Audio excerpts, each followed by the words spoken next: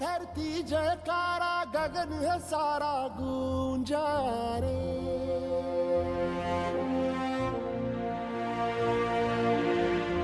जग में लहराया न्यारा ध्वज है हमारा ऊंचा रे। The Maratha Empire had become the strongest opponent of the British Empire. By the middle of the 18th century, the British now wanted to conquer the Maratha Empire. When the Peshwa king Madhav Rao died, Raghunath Rao sought the support of the British to be installed as Peshwa against Madhav Rao. It was on this day in the year 1774 that the British supported Peshwa Raghunath Rao to reconquer Pune. But he was soon removed from the seat of Peshwa due to opposition by other Maratha rulers. Raghunath Rao sought help from the British again and signed the Treaty of Surat in March 1775. Via this treaty, the British promised to give Raghunath Rao military assistance in exchange for control of Salsette Island and Bassein Fort.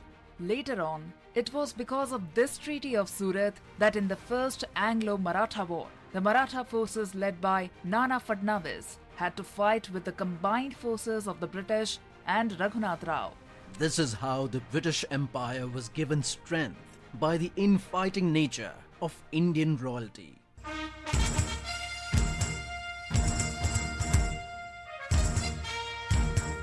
Today is also the birth anniversary of Sarat Chandra Bose. Born in 1889 at Cuttack in Odisha, he was the elder brother of Subhash Chandra Bose.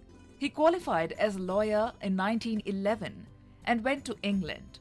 With the legendary Nripendranath Sarkar as his mentor, Sarat Chandra achieved great fame as a barrister. He began a successful legal practice upon his return to India, but later abandoned it to join the civil disobedience movement. In a report of the then Government of India's Home Department, he was described as the power behind his brother Subhash Chandra Bose and the financier of the civil disobedience movement in Calcutta.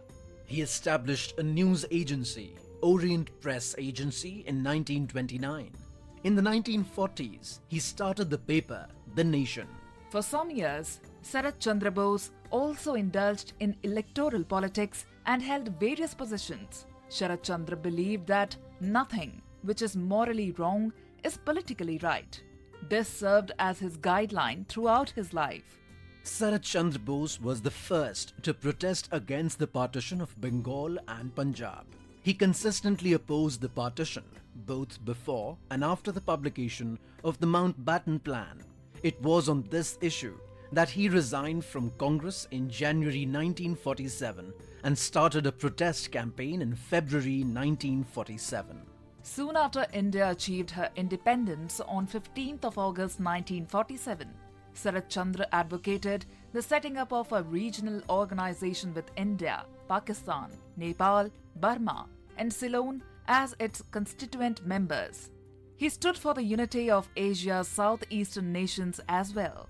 Also, in August 1947, Sarat Chandra Bose formed the Socialist Republican Party, and in 1949, Sarat Chandra formed the United Socialist Organization that sought to bring all the socialist forces of the country on a common platform. Sarat Chandra Bose was a true nationalist, and he continued his untiring efforts to prevent partition in various ways till the very end.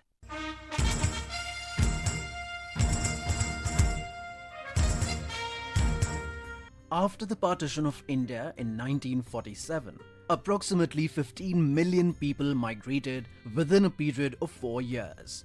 To manage the situation, on this very day in the year 1947, the Government of India created a new Ministry of Rehabilitation. The wounds of partition cannot be healed so easily. The pain is still felt.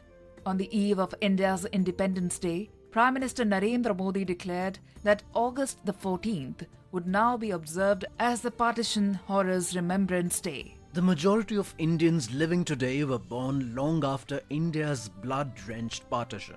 They must indeed remember this history.